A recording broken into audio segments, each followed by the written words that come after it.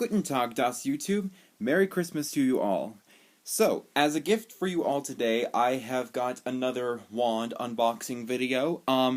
It's been like a year and a half since I've done one of these. I think the last one I did was like in June of 2015. I did all of them in June of 2015, actually. So anyways, this is a video about Newt Scamander's wand from the Noble Collection, and it's from the new movie Fantastic Beasts and Where to Find Them. So, let's take a look.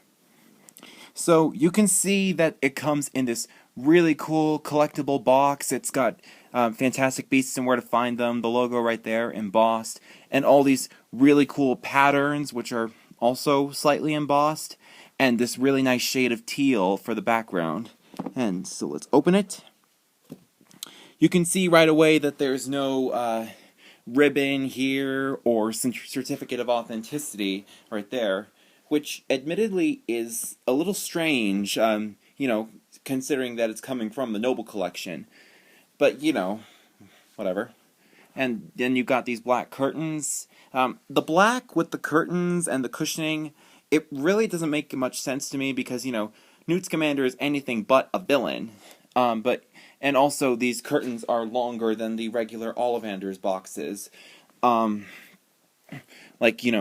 This doesn't go the full length of the box.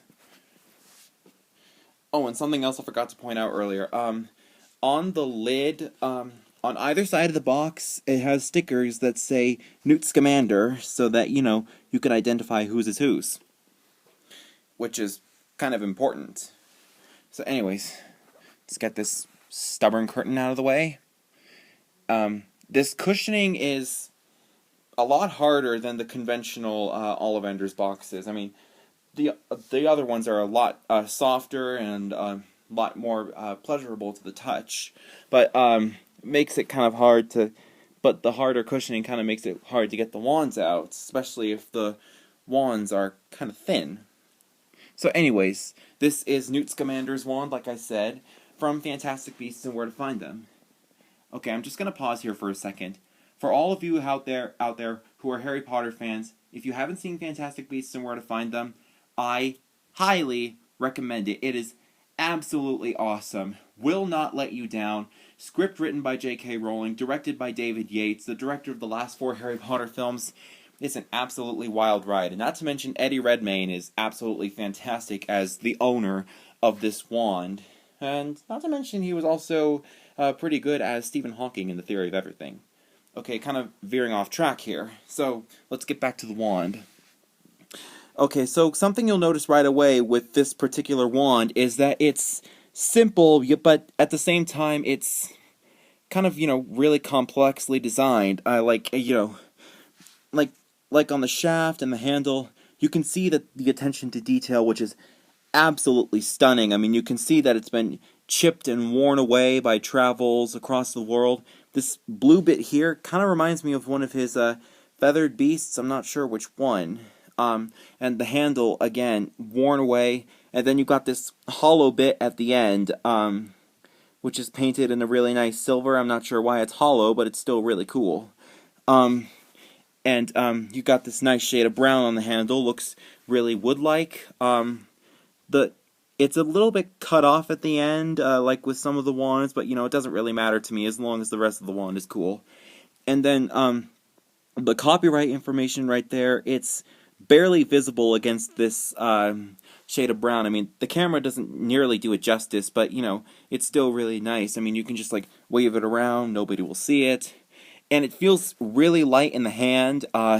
Feels really natural to wave around. And, I just love this wand. Right now it's my second favorite wand out of all the ones that I have.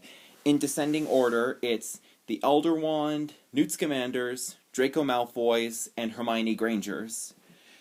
So, another thing with this wand, it's actually pretty thin. It kind of looks like an oversized toothpick if toothpicks had that little bit at the end. But compared to Dumbledore's, Dumbledore's is actually thinner. I mean, the Elder Wand is, well, obviously older than Newt Scamander's. I mean, it's hundreds of years old? So it makes sense why it's thin, but Newt Scamander, like I said, traveling all across the world, so of course it's going to be worn away. I mean, he's been to Africa, to Europe, to Asia, the Americas, and, documenting all these beasts, he's got to have some way to defend himself, so obviously it's going to be worn down. So, oh, and I almost forgot to mention one other little tidbit about the copyright information. It's labeled as S16. Come on, camera. Behave for me, okay? It's labeled as S16, which indicates that it's from the 2016 series, rather than like the Elder Wands or Dracos, which are labeled as S05, which meaning that it comes from the 2005 series. So anyways, this is Newt Scamander's wand. Really good collectible. I would highly recommend it. I think it sells for almost $40. I think it was $38.50 on the Noble Collection website. And I think maybe it measures up to 14.5 inches. I forgot to mention that earlier. I mean, I just estimated because it looks about an inch shorter than Dumbledore's, which is about 15.5 inches. So we'll settle on 14.5. So yes, this is Newt Scamander's wand. I hope you enjoyed this video.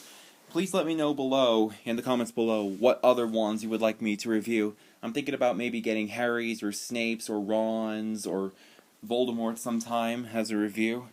For a review, I mean. So, thanks for watching. Please rate. We don't do that anymore.